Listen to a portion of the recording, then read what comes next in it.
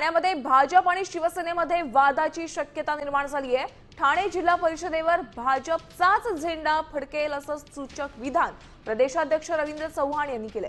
ठाणे जिल्हा परिषद भाजपची झाल्याशिवाय राहणार नाही असंही ते म्हणाले। माजी उपाध्यक्ष सुभाष पवार यांच्या पक्षप्रवेशावेळी केलेल्या या वक्तव्यामुळे ठाण्यात भाजप आणि शिवसेनेमध्ये संघर्ष वाढण्याची चिन्ह आहेत। येणाऱ्या काळामध्ये ही जिल्हा परिषद ही भारतीय जनता पार्टीच्या नेतृत्वामध्ये पारदर्शकपणे त्या ठिकाणचा कारभार होणं अपेक्षित आहे।